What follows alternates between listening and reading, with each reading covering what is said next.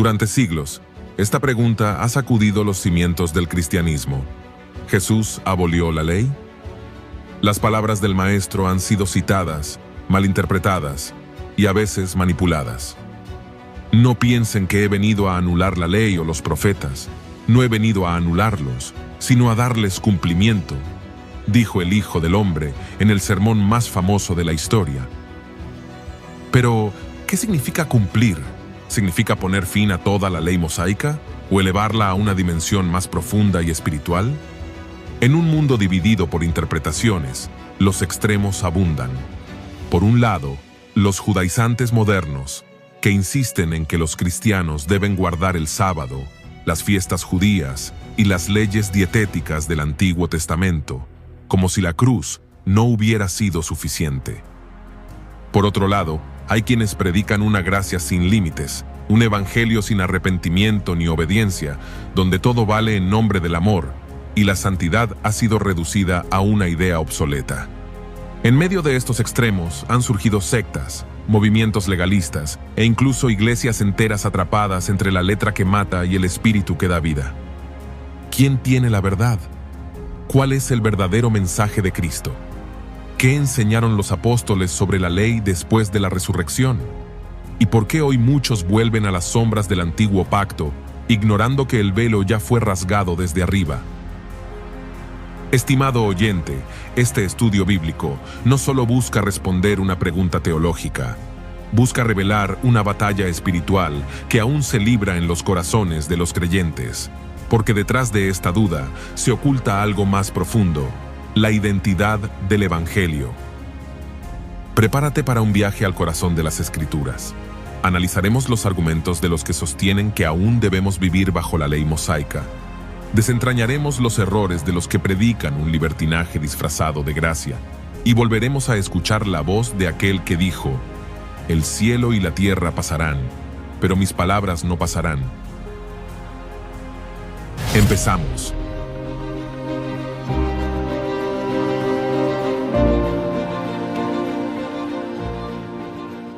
Este tema ha sido objeto de debate, de malentendidos y de confusión para muchos creyentes sinceros. No es una cuestión secundaria, ni un detalle teológico sin importancia. Al contrario, es un tema fundamental que afecta directamente nuestra comprensión del Evangelio, nuestra forma de vivir la fe y nuestra relación con la voluntad de Dios. Muchos han crecido escuchando que la ley ya no tiene valor. Otros han sido enseñados a temer cualquier mención de mandamientos, como si fueran contrarios a la gracia. Algunos, en su deseo de agradar a Dios, han caído en legalismo, mientras que otros, en su deseo de libertad, han caído en el libertinaje. Pero el verdadero camino está en lo que Jesús dijo y vivió. Por eso, como Iglesia de Cristo en esta generación, necesitamos entender claramente qué enseñó el Maestro. No podemos permanecer con ideas confusas o con pensamientos divididos. Necesitamos luz para disipar las dudas, firmeza para sostener la verdad, y madurez para enseñar con sabiduría a los que vienen detrás. Si no comprendemos la relación entre Jesús y la ley, corremos el riesgo de predicar un evangelio incompleto, vivir una fe superficial y caer en errores que dañan nuestra alma. Este mensaje no solo es relevante, es urgente, porque solo cuando sabemos lo que Cristo hizo con la ley, podemos vivir en obediencia, en libertad y en verdad. Ahora bien, con la mente abierta y el corazón dispuesto, entremos al primer segmento de este recorrido espiritual. Para comprender con claridad la pregunta que ha inquietado a generaciones, ¿Jesús abrogó la ley?, es fundamental regresar a las raíces. No podemos formular una respuesta precisa si antes no entendemos qué era la ley, cómo la entendía el pueblo de Israel y cuál era su función dentro del plan eterno de Dios. En las páginas del Antiguo Testamento, la ley no era vista como una simple colección de normas. Era la revelación directa del carácter de un Dios santo, justo y perfecto. La ley fue entregada por medio de Moisés en el monte Sinaí, envuelta en fuego, estruendo y majestad, y acompañada por la voz de Dios que hablaba directamente desde el cielo. Este acto no fue un mero contrato, fue un pacto divino entre el Creador y su pueblo escogido. Y en su contenido, La ley puede analizarse en tres dimensiones fundamentales, las cuales marcan la estructura del pacto mosaico. En primer lugar, la ley moral.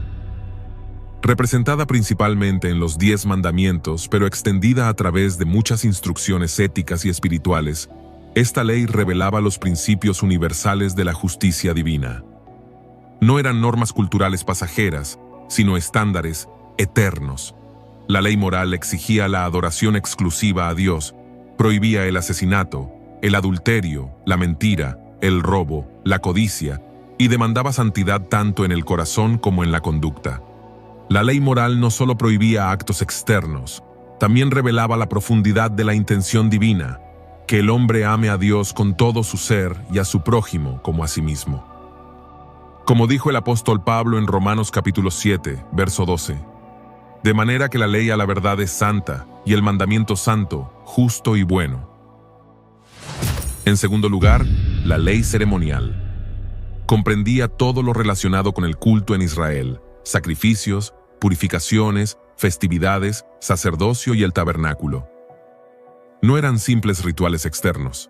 Cada detalle tenía un propósito divino: enseñar al pueblo sobre la santidad de Dios y su necesidad de expiación.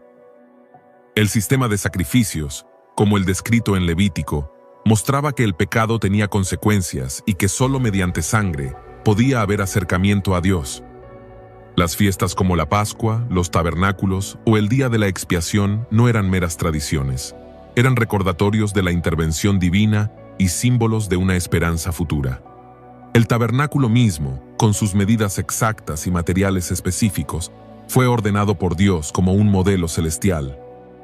Como afirmó Louis Berkhoff, la ley ceremonial no tenía valor redentor por sí misma, pero era rica en tipos y símbolos que apuntaban a la redención.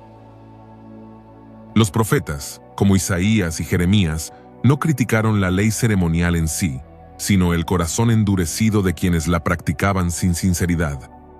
Así, el Antiguo Testamento presenta la ley ceremonial como un sistema santo, ordenado por Dios, con propósitos espirituales profundos. En tercer lugar, la ley civil. Aplicada a la nación de Israel como un pueblo teocrático, esta ley organizaba la vida social, económica y judicial del pueblo. Regulaba desde el trato con los esclavos, hasta las herencias, los castigos, la restitución por daños y los juicios legales. Aunque era específica para Israel en su contexto histórico, sus principios reflejaban la sabiduría y justicia de Dios aplicada a la sociedad. Juntas, estas tres expresiones componían la totalidad de la Torá y eran vistas por el judío piadoso como un tesoro divino. La ley no era una carga como más tarde la presentaron los legalistas, sino un camino de vida. Ahora bien, ¿qué significaba entonces vivir bajo la ley? Significaba vivir día y noche bajo un sistema de mandamientos que exigían obediencia total. La ley era tan perfecta como su autor, y por eso, el que fallaba en un solo punto se hacía culpable de todos. Deuteronomio capítulo 6, verso 25 lo resume así: y tendremos justicia cuando cuidemos de poner por obra todos estos mandamientos delante de Jehová nuestro Dios, como Él nos ha mandado. Y en Deuteronomio capítulo 27, verso 26 se declara con solemnidad: maldito el que no confirmare las palabras de esta ley para hacerlas. Y dirá a todo el pueblo: amén. Vivir bajo la ley era vivir bajo bendición o maldición. El pacto estaba claro: obediencia traía vida, desobediencia, juicio. Era un yugo santo, pero también pesado. Los profetas no vieron esta ley como una carga, sino como una bendición sublime. El salmista declara compasión en el Salmo 19, versos 7 y 8. La ley de Jehová es perfecta, que convierte el alma. El testimonio de Jehová es fiel, que hace sabio al sencillo. Los mandamientos de Jehová son rectos, que alegran el corazón. El precepto de Jehová es puro, que alumbra los ojos. Malaquías, en sus advertencias finales antes del silencio profético, exhortó en el capítulo 4, verso 4: acordaos de la ley de Moisés mi siervo, al cual encargué en Horeb ordenanzas y leyes para todo Israel. Por lo cual, el conjunto de la ley era una revelación gloriosa, pero a la vez severa. Enseñaba la voluntad de Dios, manifestaba su justicia, señalaba el pecado y anunciaba la necesidad de algo más. Y es precisamente en ese escenario donde se abrirá paso la figura de Jesús. Luego de siglos en los cuales la ley fue el fundamento del pacto entre Dios e Israel, llega una figura singular, profetizada desde antiguo, el Mesías, pero no como lo esperaban muchos. Jesús no vino a destruir la estructura legal entregada por Dios, ni a declarar inválida la Torá. Su llegada no significaba el desprecio de lo anterior, sino su cumplimiento más profundo, más glorioso, más vivo. Para comprender a fondo la relación de Jesús con la ley, debemos entender que su venida al mundo no fue en el vacío, ni en una estructura religiosa cualquiera. Jesús nació dentro del pacto mosaico, bajo la ley dada por Dios a Israel, y vivió toda su vida sometida a ella en absoluta obediencia. Esto no fue accidental, sino parte del plan eterno de redención. El apóstol Pablo lo declara de manera solemne en Gálatas capítulo 4, versos 4 y 5. Pero cuando vino el cumplimiento del tiempo, Dios envió a su Hijo, nacido de mujer y nacido bajo la ley, para que redimiese a los que estaban bajo la ley, a fin de que recibiésemos la adopción de hijos. Ahora, ¿qué significa que nació bajo la ley? Significa que Jesús fue circuncidado al 8º día, fue presentado en el templo según el rito mosaico, celebró la Pascua cada año con su familia y guardó los mandamientos. Jesús no ignoró ni rechazó la ley de Dios, la honró en todo. Cuando sanaba a un leproso, le decía: «Ve, muéstrate al sacerdote y ofrece por tu purificación lo que mandó Moisés, para testimonio a ellos». Él respetó las ordenanzas dadas a través de Moisés, no como acto de sumisión al sistema humano, sino como obediencia perfecta al plan divino. Como escribió el teólogo John Stott, Jesús no fue un revolucionario que atacó la ley, fue un redentor que se sometió voluntariamente a ella para que, cumpliéndola, pudiera liberarnos de su condena. Ahora bien, ¿abrogó Jesús la ley? ¿Despreció las escrituras antiguas? La respuesta es un rotundo no. En el corazón del Sermón del Monte, Jesús declaró con fuerza en Mateo capítulo 5, verso 17: «No penséis que he venido para abrogar la ley o los profetas, no he venido para abrogar, sino para cumplir».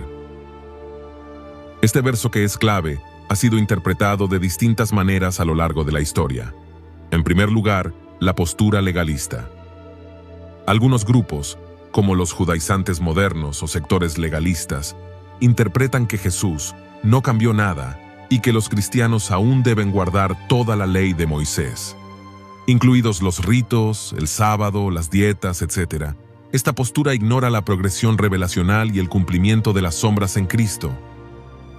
También contradice pasajes como Hebreos capítulo 8, que habla de un nuevo pacto, y Romanos capítulo 7, que declara que ya no estamos bajo la ley.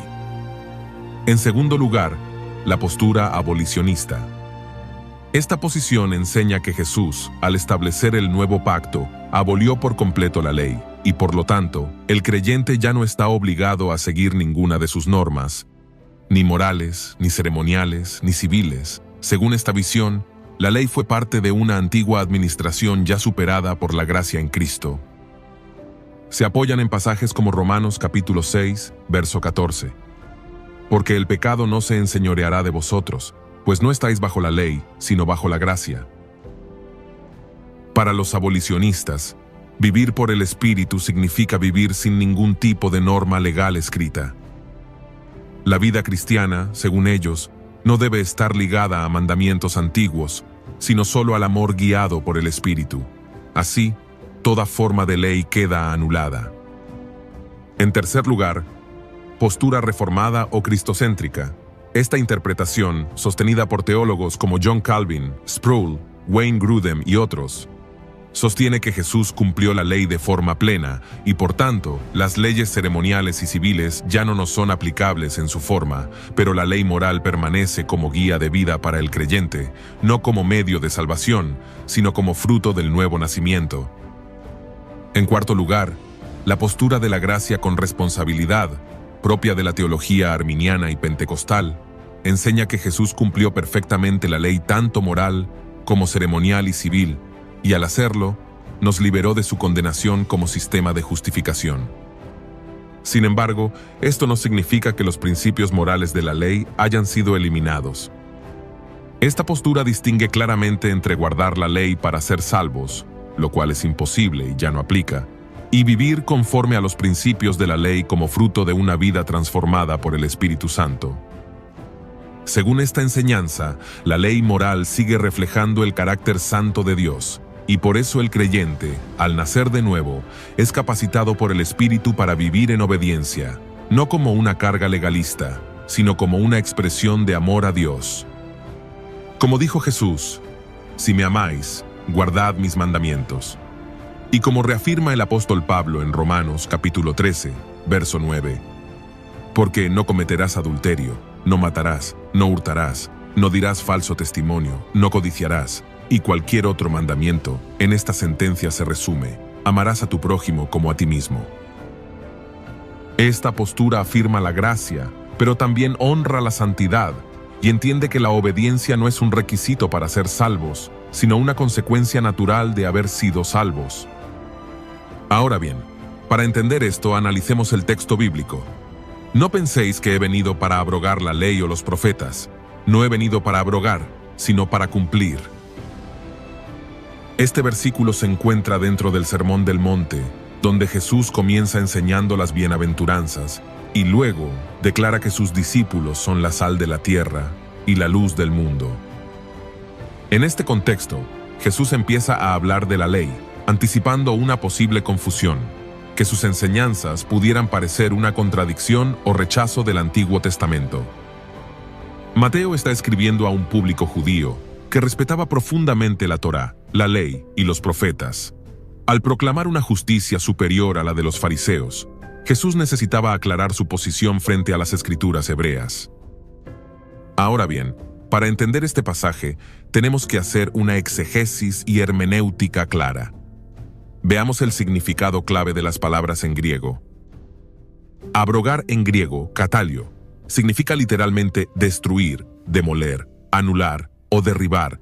Jesús niega que su misión sea desechar la revelación anterior. No ha venido a demoler la ley. Ley, en griego, nomos, se refiere aquí a la Torá, los 5 libros de Moisés, que contenían no solo mandamientos morales, sino también ceremoniales y civiles.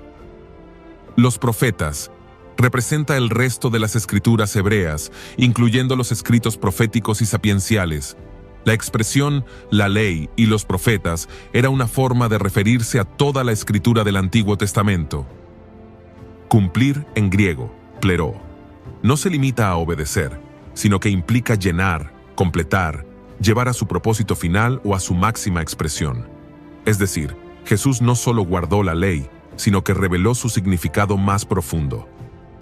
Ahora, en el contexto histórico-teológico del versículo, los rabinos fariseos del tiempo de Jesús habían desarrollado una interpretación legalista de la ley. Habían cargado a la gente con reglas externas, sin captar el espíritu profundo de la ley, amar a Dios y al prójimo. Jesús se presenta como el intérprete fiel de la ley, que no viene a eliminarla, sino a mostrar lo que realmente significaba desde el principio. Él es el cumplimiento de los sacrificios, de las fiestas, del templo y de toda la justicia moral. En otras palabras, la ley apuntaba hacia Él. Ahora, en la teología del texto, ¿qué quiso decir Jesús? Jesús afirma que Él no vino a deshacerse de las escrituras del Antiguo Testamento, sino a cumplirlas en sí mismo. En primer lugar, Jesús cumplió la ley moral. La ley moral, reflejada principalmente en los 10 mandamientos, representa el carácter eterno de Dios. No depende de circunstancias culturales, ni de contextos históricos. Es universal, inmutable y santa. Jesús fue el único ser humano que cumplió a cabalidad la ley moral. Su vida fue un modelo perfecto de obediencia. Nunca transgredió un solo mandamiento. No solo evitó el mal, sino que vivió en completa conformidad con la voluntad del Padre. En Juan capítulo 8, verso 46, Jesús reta públicamente a sus adversarios con una pregunta que nadie se atrevió a refutar. ¿Quién de vosotros me redarguye de pecado? Pedro, Uno de sus discípulos más cercanos declara con convicción. Leamos Primera de Pedro, capítulo 2, verso 22. El cual no hizo pecado, ni se halló engaño en su boca. Jesús amó a Dios con todo su ser y al prójimo con pureza absoluta.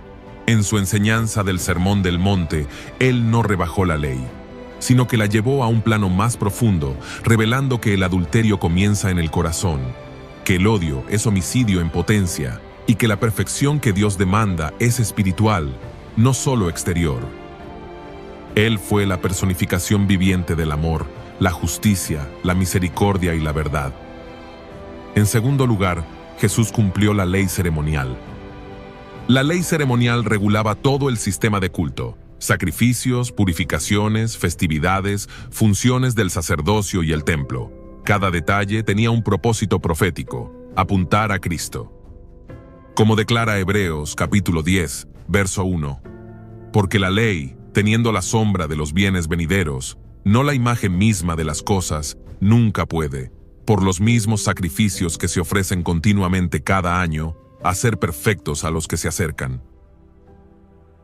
Jesús no abolió los símbolos por desprecio, sino por cumplimiento. Él fue el Cordero sin mancha ofrecido en sacrificio final por el pecado. Su cuerpo fue el verdadero templo de Dios, destruido y resucitado en 3 días. No fue simplemente un sacerdote más, sino el sumo sacerdote eterno, que entró en el lugar santísimo celestial con su propia sangre, según Hebreos capítulo 9, verso 12. Pablo lo resume así en Colosenses capítulo 2, verso 17. Todo lo cual es sombra de lo que ha de venir, pero el cuerpo es de Cristo. Por tanto, Jesús no anuló la ley ceremonial, sino que la trascendió al encarnarla, y al hacerlo, la llevó a su consumación perfecta. En tercer lugar, Jesús cumplió la ley civil. La ley civil gobernaba la vida social, penal, judicial y política de Israel como nación teocrática. Aunque muchos esperaban que el Mesías restaurara ese sistema y gobernara como rey político, Jesús vino a inaugurar un reino espiritual y eterno. En lugar de juzgar con espada, Él trajo justicia a través del Espíritu Santo. En lugar de reconstruir el Sanedrín, fundó una comunidad universal basada en la fe y la obediencia del corazón. No eliminó los principios de justicia y equidad de la ley civil, pero sí dejó de lado el marco nacionalista del antiguo pacto, para establecer un nuevo pacto basado en su sangre, accesible a judíos y gentiles por igual. Por lo tanto, Jesús no es un reformador que vino a cambiar la ley. Tampoco es un legalista que la refuerza sin misericordia. Jesús es el cumplimiento, el objetivo, el sentido de la ley. Como dice Romanos capítulo 10, verso 4. Porque el fin de la ley es Cristo, para justicia a todo aquel que cree. Esto no significa que los mandamientos morales quedan anulados. Significa que la ley ya no es nuestro camino para ser justificados, sino que Cristo lo es, y que el Espíritu ahora nos capacita para vivir en santidad. Ahora bien, en el nuevo pacto que Dios prometió por medio de los profetas y que fue establecido por la obra redentora de Jesucristo, no sería como el antiguo. En el Antiguo Testamento, Dios dio su ley en tablas de piedra.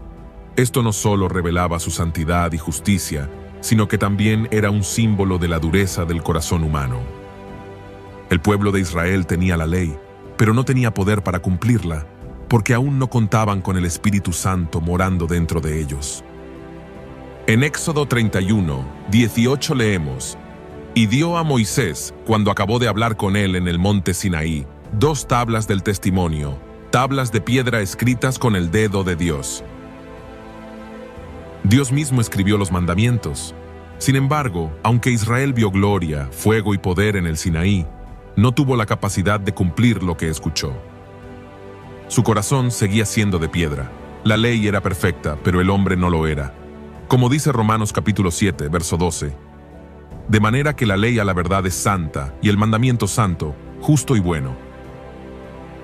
Pero en el mismo capítulo, Pablo explica que el problema no era la ley, sino el pecado en el hombre. Por eso, el antiguo pacto, aunque glorioso, era incompleto. Señalaba el pecado, pero no daba poder para vencerlo. Es por ello la promesa anunciada de un nuevo pacto. Ante esta realidad, Dios anunció por medio de los profetas que vendría un nuevo pacto, diferente al primero. Leamos Jeremías capítulo 31, verso 31 al 33. He aquí que vienen días, dice Jehová, en los cuales haré nuevo pacto con la casa de Israel y con la casa de Judá, no como el pacto que hice con sus padres el día que tomé su mano para sacarlos de la tierra de Egipto, porque ellos invalidaron mi pacto, aunque fui yo un marido para ellos, dice Jehová. Pero este es el pacto que haré con la casa de Israel después de aquellos días, dice Jehová. Daré mi ley en su mente, y la escribiré en su corazón, y yo seré a ellos por Dios, y ellos me serán por pueblo. Aquí Dios deja claro que el nuevo pacto no es una reforma del antiguo, sino una transformación radical. Ya no se trataría de tener la ley afuera, en piedra, sino adentro, en el corazón. La obediencia ya no vendría por presión externa, sino por convicción interna. Dios mismo produciría en el hombre la obediencia que antes no podía dar. También el profeta Ezequiel lo confirma con claridad.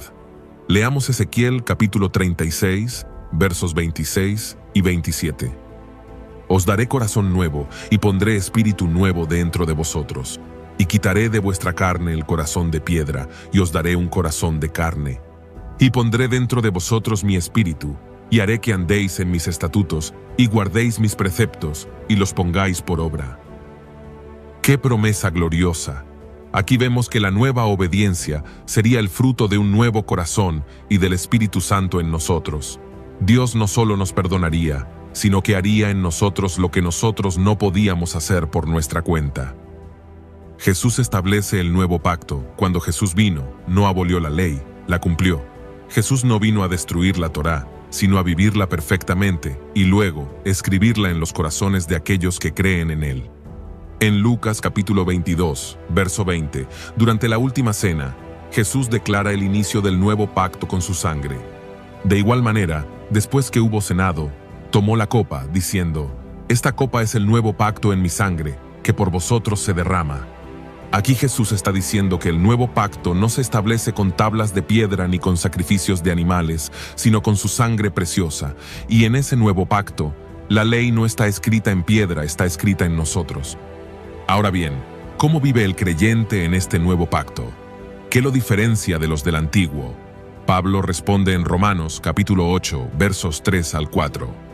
Porque lo que era imposible para la ley, por cuanto era débil por la carne, Dios, enviando a su Hijo en semejanza de carne de pecado y a causa del pecado, condenó al pecado en la carne, para que la justicia de la ley se cumpliese en nosotros, que no andamos conforme a la carne, sino conforme al Espíritu.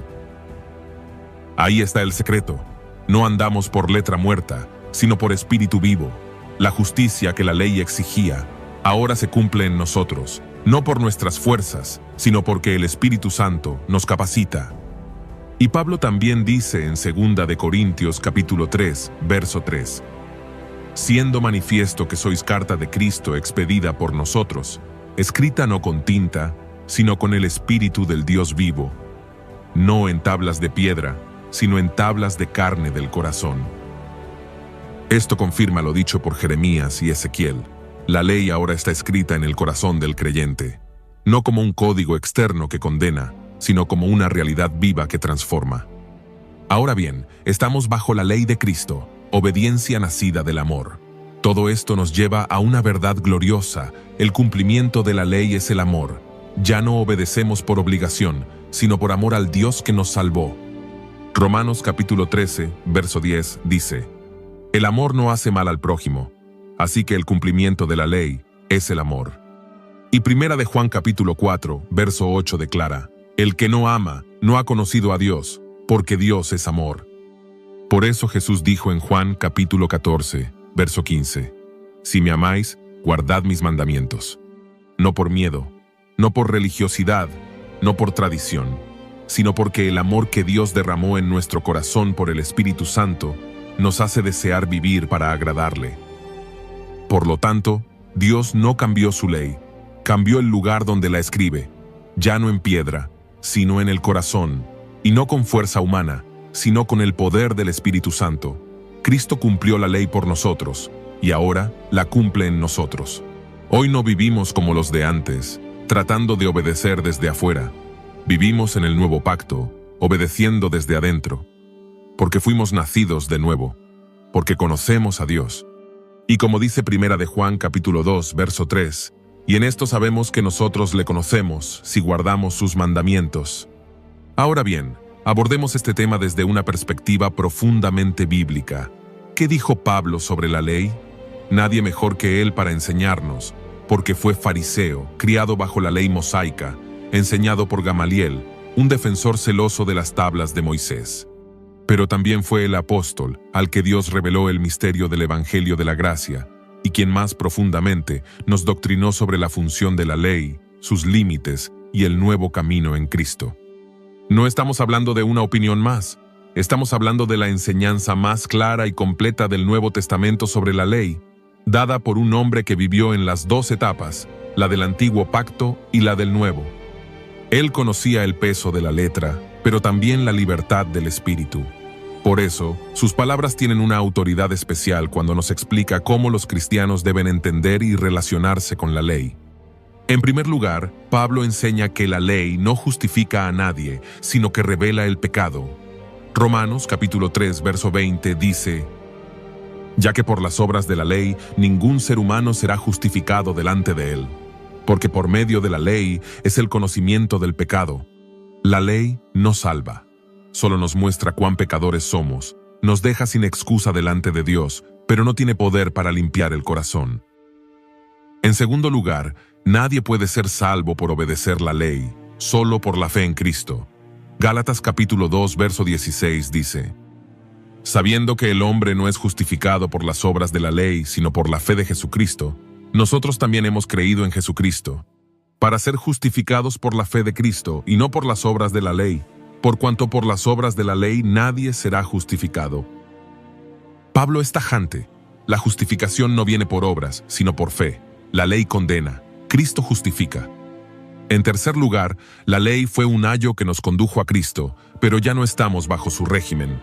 Gálatas capítulo 3, versos 24 y 25 dice: de manera que la ley ha sido nuestro ayo para llevarnos a Cristo, a fin de que fuésemos justificados por la fe. Pero venida la fe, ya no estamos bajo ayo. La ley cumplió una función temporal, mostrar nuestra necesidad. Pero en Cristo, esa función fue completada. Ahora somos guiados por el Espíritu. En cuarto lugar, Cristo es el fin de la ley, su cumplimiento y su propósito. Romanos capítulo 10, verso 4 dice: porque el fin de la ley es Cristo, para justicia a todo aquel que cree. Cristo no destruyó la ley, la completó, la vivió, la superó y la llevó a su meta final. En Él, el creyente es declarado justo. En quinto lugar, hemos muerto a la ley para pertenecer a Cristo. Romanos capítulo 7, versos 4 al 6 dice: así también vosotros, hermanos míos, habéis muerto a la ley mediante el cuerpo de Cristo, para que seáis de otro, del que resucitó de los muertos, a fin de que llevemos fruto para Dios. Porque mientras estábamos en la carne, las pasiones pecaminosas que eran por la ley obraban en nuestros miembros llevando fruto para muerte. Pero ahora estamos libres de la ley, por haber muerto para aquella en que estábamos sujetos, de modo que sirvamos bajo el régimen nuevo del Espíritu, y no bajo el régimen viejo de la letra. Ya no servimos a Dios por miedo, sino por amor, bajo un nuevo pacto, la vida del Espíritu. En sexto lugar, la ley no es pecado, pero no tiene poder para vencer al pecado. Romanos capítulo 7, versos 7 y 8 dice: ¿qué diremos, pues? ¿La ley es pecado? En ninguna manera. Pero yo no conocí el pecado sino por la ley, porque tampoco conociera la codicia, si la ley no dijera: no codiciarás. Mas el pecado, tomando ocasión por el mandamiento, produjo en mí toda codicia, porque sin la ley el pecado está muerto. La ley no cambia el corazón. El pecado usa la ley como ocasión para rebelarse aún más. Solo el nuevo nacimiento vence el poder del pecado. En séptimo lugar, la justicia que salva no es la de la ley, sino la que viene por la fe. Filipenses capítulo 3, verso 9 dice: y ser hallado en él, no teniendo mi propia justicia, que es por la ley, sino la que es por la fe de Cristo, la justicia que es de Dios por la fe. Pablo abandonó toda confianza en su obediencia a la ley para abrazar la justicia perfecta de Cristo, que se recibe solo por la fe. En octavo lugar, ya no estamos bajo la ley, sino bajo la gracia. Romanos capítulo 6, verso 14 dice: porque el pecado no se enseñoreará de vosotros, pues no estáis bajo la ley, sino bajo la gracia. Estar bajo la ley es vivir condenado. Estar bajo la gracia es vivir libre del dominio del pecado, con el poder del Espíritu Santo. En noveno lugar, el nuevo pacto no se basa en tablas de piedra, sino en el corazón. Hebreos capítulo 8, verso 10, dice: por lo cual, este es el pacto que haré con la casa de Israel después de aquellos días, dice el Señor. Pondré mis leyes en la mente de ellos, y sobre su corazón las escribiré, y seré a ellos por Dios, y ellos me serán a mí por pueblo. Esto es poderoso. Ya no es una obediencia legalista, externa y fría. Es una obediencia viva, espiritual y voluntaria, escrita por el Espíritu en lo profundo del alma. En décimo lugar, toda la ley se cumple en el amor. Gálatas capítulo 5, verso 14 dice: porque toda la ley en esta sola palabra se cumple: amarás a tu prójimo como a ti mismo. Jesús no canceló la ley moral, la elevó, la redujo a su esencia más pura, el amor nacido de un corazón transformado. No se trata de guardar normas, sino de vivir por el Espíritu en una relación de amor a Dios y al prójimo. Pablo lo entendía. La ley no es pecado. El pecado está en el corazón humano. Por eso la salvación no vino por reformar la ley, sino por regenerar al hombre. Y ahora, en el nuevo pacto, la ley sigue viva, pero ya no en tablas de piedra, sino en corazones nuevos, nacidos del agua y del Espíritu. Entonces, no prediquemos una gracia sin santidad, ni volvamos a un legalismo sin vida. Proclamemos la verdad completa. Jesús cumplió la ley por nosotros, y ahora la cumple en nosotros, por medio del Espíritu Santo. ¡Cuán glorioso es este nuevo pacto! No destruye lo antiguo, sino que lo llena de plenitud. El mismo Dios que escribió con fuego en el Sinaí, ahora escribe con fuego en el corazón del creyente, y nos llama a vivir no por letra muerta, sino por obediencia viva que nace del amor. Porque al final, el cumplimiento de la ley es el amor, y el que ama ha nacido de Dios y ha conocido a Dios. Esta es la verdad que libera, esta es la ley de Cristo, y este es el camino que debemos predicar con valor, vivir con pasión y enseñar con fidelidad. A Él sea la gloria por los siglos. Así llegamos al final de este video. Esperamos de corazón que haya sido de gran bendición para tu vida y que haya tocado tu corazón con una reflexión profunda. Te invitamos a darle me gusta, suscribirte a nuestro canal y compartir este mensaje con tus familiares y amigos para que ellos también puedan ser edificados por esta enseñanza. Que Dios te bendiga abundantemente.